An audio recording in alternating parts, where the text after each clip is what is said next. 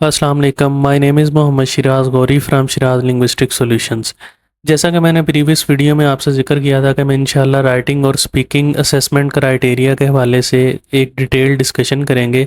तो आज की हमारी जो वीडियो है वो इन दोनों एस्पेक्ट्स के रिलेटेड है। चलते हैं हम अपने टॉपिक की तरफ। तो राइटिंग और स्पीकिंग असेसमेंट क्राइटेरिया जो है बैंड स्कोर के हवाले से, इसमें 4 फैक्टर्स इंक्लूड होते हैं जो दोनों सेक्शंस में 2 कॉमन है और 2 डिफरेंट। अब हम चलते हैं अपने फर्स्ट सेक्शन की जानिब जो है राइटिंग सेक्शन असेसमेंट क्राइटेरिया, और देखते हैं कि इसमें क्या कॉमन है और क्या डिफरेंट। जैसा कि आप जानते हैं राइटिंग के 2 टास्क होते हैं, टास्क 1 और टास्क 2। टास्क 1 आपका टास्क अचीवमेंट से रिलेटेड है और टास्क 2 आपके रिस्पॉन्स से। अब हम बात करते हैं टास्क अचीवमेंट की। इस टास्क में 3 मेन पॉइंट्स होते हैं जो आपके हायर बैंड स्कोर अचीव करने में हेल्प आउट करते हैं। हाईलाइटेड फॉर्म में आप इन 3 पॉइंट्स को देख सकते हैं। नंबर 1 है completeness of the response, second one is accuracy of the information, and the third one is the relevancy to the task. यानी आपने जो पूछा गया है उसके रेलिवेंट कितना अच्छा रिस्पॉन्स किया है या कितना कंप्लीट रिस्पॉन्स दिया है, आपकी इन्फॉर्मेशन किस हद तक एक्यूरेट है और आपकी इन्फॉर्मेशन कितनी रेलिवेंट है। यानी एकेडमिक मॉड्यूल में आपने बार चार्ट डायग्राम के डाटा को इंटरप्रेट करने के बाद उसे समराइज़ करना होता है, और जनरल ट्रेनिंग मॉड्यूल में एक लेटर लिखना होता है जो कि में भी एक कवरिंग लेटर हो सकता है। अब हम चलते हैं अपने टास्क 2 की जानिब। Task 2 mainly depends upon 5 main points जिनको कवर करना बहुत ज़रूरी है हायर बैंड स्कोर अचीवमेंट के लिए। इनमें 2 तो टास्क 1 के साथ सिमिलर होंगे जिनमें relevancy of the task and response completeness शामिल है। The 3 different points we will discuss now addresses the prompt, develops ideas and supports them with examples. यानी आपने अगर कोई प्रॉब्लम पूछी गई है टॉपिक में तो उसको कैसे एड्रेस किया है, उसके रेलिवेंट क्या सोल्यूशन दिया है या क्या आइडिया दिया है, और उसको अपनी एग्जांपल्स के साथ कैसे सपोर्ट किया है। ये 5 फैक्टर्स मेनली जो है वो कंसिडर किए जाते हैं आपकी task 2 higher band score achievement के लिए। अब हम चलते हैं नेक्स्ट फैक्टर की जानिब जो है coherence and cohesion. Coherence and cohesion का लफ्ज़ी मतलब होता है हमआहंगी, यानी कि आपके सेंटेंस स्ट्रक्चर में किस हद तक हमआहंगी है या वो किस हद तक वेल कनेक्टेड है।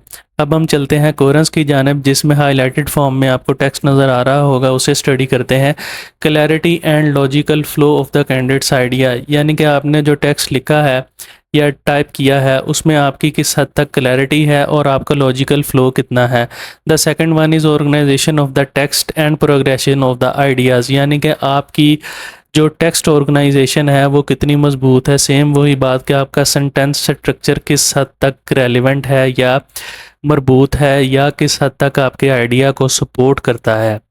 The second one is cohesion. Cohesion में भी हाईलाइटेड टेक्स्ट आपको नज़र आ रहा होगा, इसको हम 1 बाय 1 देख लेते हैं। इसके 2 पॉइंट्स हैं, जैसे कि the first one is how well ideas are linked together using cohesive devices such as conjunctions, pronouns and transitional phrases. यानी आपने अपने सेंटेंस स्ट्रक्चर में ट्रांजिशनल फ्रेजेस का यूज़ करते हुए किस हद तक उसे वेल ऑर्गेनाइज्ड वे में लिखा है।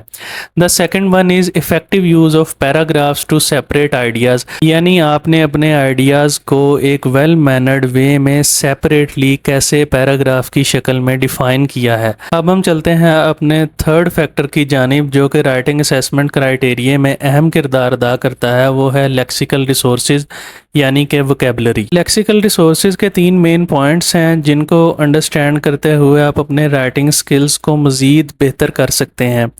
इसके फर्स्ट पॉइंट की अगर हम बात करें तो इसमें है आपके पास रेंज ऑफ वोकेबलरी कितनी है। द सेकंड वन इज़ कि आप कितनी लेस कॉमन वोकेबलरी यूज़ करते हैं, यानी आप अपने राइटिंग में कितने कॉमन वर्ड्स का कम इस्तेमाल करते हुए उसको एक्यूरेटली एक्सप्लेन करते हैं। The third one is control over word formation and spelling, यानी आपकी मिनिमम स्पेलिंग मिस्टेक्स हों और आपकी जो वर्ड फॉर्मेशन है वो एक्यूरेट वे में हो। ये 3 फैक्टर्स हैं जो आपके लेक्सिकल रिसोर्सेज के रिलेटेड हैं, जिनको मद्देनज़र रखते हुए आप अपने राइटिंग स्किल्स को इम्प्रूव भी कर सकते हैं और हायर बैंड स्कोर भी अचीव कर सकते हैं। फोर्थ फैक्टर की जानिब हम मूव करते हैं जो कि है ग्रामेटिकल रेंज एंड एक्यूरेसी के रेलिवेंट। ग्रामेटिकल रेंज में आपकी एक्यूरेसी और ग्रामेटिकल स्ट्रक्चर का करेक्ट यूज़ देखा जाता है। इसके 4 फैक्टर्स हैं जिनको हम 1 बाय 1 डिस्कस करते हैं। First of all sentence complexity है है, यानी आपका सेंटेंस किस हद तक कम्प्लेक्स है या सिंपल है। The second one is variety of sentence type, यानी आपने complex sentence, compound sentence, simple sentence या कम्प्लेक्स कंपाउंड सेंटेंस का इस्तेमाल किस हद तक करेक्टली किया है। The third one is correct use of tenses, यानी आपने अपने राइटिंग स्किल्स में टेंसेज का इस्तेमाल किस हद तक करेक्टली किया है। The fourth point is overall grammatical accuracy, यानी आपकी ओवरऑल ग्रामेटिकल एक्यूरेसी किस हद तक सही है और आपने कैसे इसका इस्तेमाल करते हुए अपने राइटिंग स्किल्स को मज़ीद बेहतर किया है। जितनी आपकी ग्रामेटिकल एरर्स कम होंगी उतना ही आपका बैंड स्कोर ज़्यादा होगा।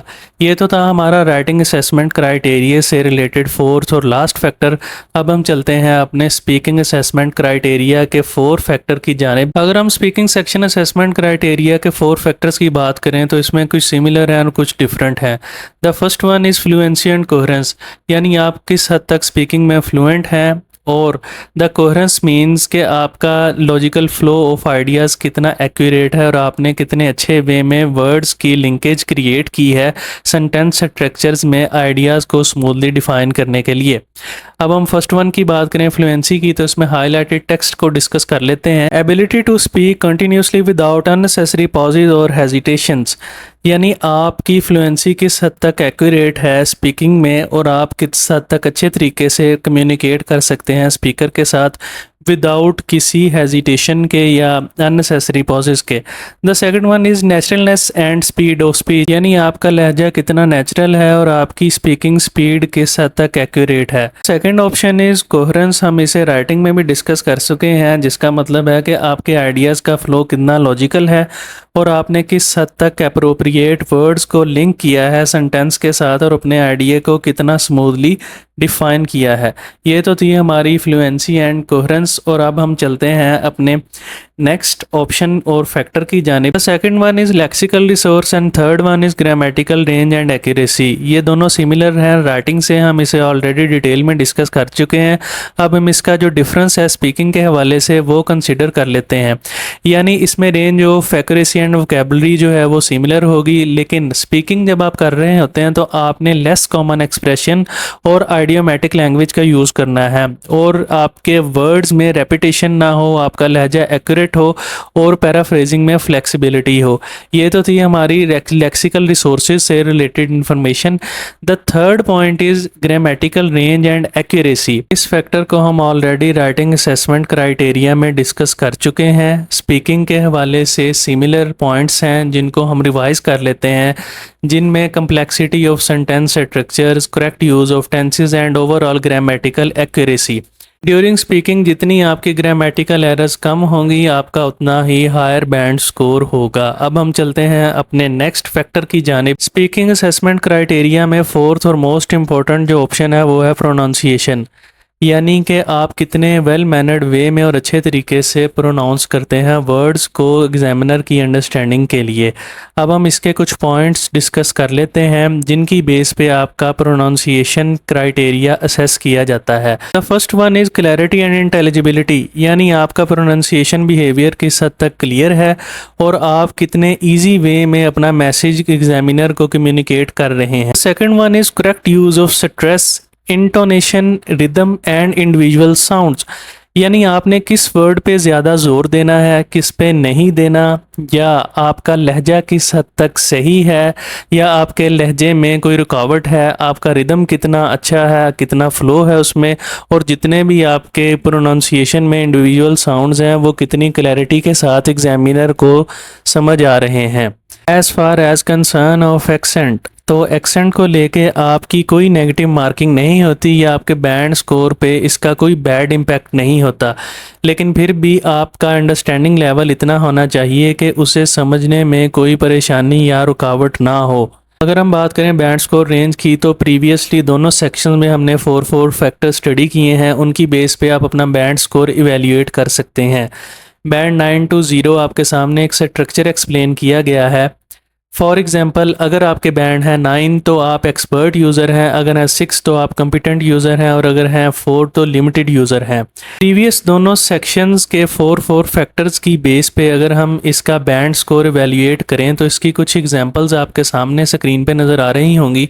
फर्स्ट है हमारा राइटिंग सेक्शन। इसमें अगर आपने 9 बैंड स्कोर किए हैं तो इट मीन्स आपने तमाम टास्क अच्छे तरीके से परफॉर्म किए हैं, आपकी ग्रामेटिकल रेंज अच्छी है, आपकी जो वोकेबलरी है वो आपने करेक्टली और एक्यूरेटली यूज़ की है। अगर हम बैंड 7 की बात करें तो इसमें ये है कि आपने अच्छे से तमाम टास्क को एड्रेस किया है, लॉजिकली आपके आइडियाज़ ऑर्गेनाइज थे, आपने थोड़ी सी वैरायटी जो है वोकेबलरी की यूज़ की और कुछ सेंटेंसेस में आपकी एरर्स पाई गई जिस बेस पे आपको 7 बैंड दिया गया। अगर आपका बैंड है 6 तो इट मीन्स आपने कुछ पॉइंट्स मिस किए होंगे जिनमें हम कुछ स्टडी कर लेते हैं, आपके आइडियाज़ ऑर्गेनाइज्ड होंगे लेकिन उसमें लैक ऑफ कोहेरेंस होगी, आपने सिंपल और कम्प्लेक्स सेंटेंस का यूज़ किया होगा लेकिन उसमें लॉट ऑफ एरर्स होंगी, वो ग्रामेटिकल एरर्स हो सकती हैं, वो वोकेबलरी की एरर्स भी हो सकती हैं। अब हम चलते हैं अपने नेक्स्ट स्पीकिंग सेक्शन की जानिब जिसका हम डिटेल्ड बैंड डिस्क्रिप्टर स्टडी करते हैं। अगर हम बात करें स्पीकिंग की तो आपने बैंड स्कोर किए हैं 9। इट मीन्स कि आपकी फ्लुएंसी बहुत अच्छी है, आपने कम रिपीटेशन और सेल्फ करेक्शन का यूज़ किया है, इसी तरह वोकेबलरी और ग्रामर का भी अच्छा यूज़ किया है। प्रोनाउंसिएशन आपकी बिल्कुल क्लियर थी जिसकी बेस पे आपको 9 बैंड स्कोर दिया गया है। एक और ऑप्शन हम डिस्कस कर लेते हैं। अगर आपने बैंड स्कोर किए हैं 7, इट मीन्स कि आपने स्पीक अच्छा किया लेकिन आपकी कहीं कहीं रेपिटेशन थी और आपने वाइड रेंज ऑफ वोकेबलरी का यूज़ भी किया, स्ट्रक्चर आपका ठीक था लेकिन उसमें कुछ एरर थी। जनरली आपकी प्रोनाउंसिएशन जो है वो क्लियर थी, यानी उसमें कहीं ना कोई मिस्टेक या फ्लो में रुकावट ज़रूर थी। अगर हम बात करें बैंड 6 की, इट मीन्स आपने कुछ मिस्टेक्स की हैं जिनको ओवरकम करना बहुत ज़्यादा ज़रूरी है, उन्हें हम 1 बाय 1 डिस्कस कर लेते हैं। फर्स्ट ऑफ ऑल आपने वोकेबलरी का यूज़ कम किया, सेंटेंस स्ट्रक्चर में आपके एरर्स थी और प्रोनाउंसिएशन बिहेवियर जो है वो एग्जामिनर को ज़्यादा समझ नहीं आया जिसकी बेस पे उसने आपको बैंड स्कोर 6 दिया है। ये तो थी हमारी वीडियो आज राइटिंग और स्पीकिंग सेक्शन के असेसमेंट क्राइटेरिया के हवाले से कि किन फैक्टर्स की बेस पे आपकी बैंड स्कोर इवैल्यूएशन की जाती है। उम्मीद है आपको आज का टॉपिक पसंद आया होगा। काइंडली इस चैनल को लाइक शेयर सब्सक्राइब ज़रूर कीजिएगा। कमेंट सेक्शन में अपनी ओपिनियन का इजहार लाजमी करें ताकि हम आने वाले दिनों में आपके लिए मज़ीद यूज़फुल टॉपिक्स पे वीडियोज़ बना सकें। Thank you so much. अल्लाह हाफिज़।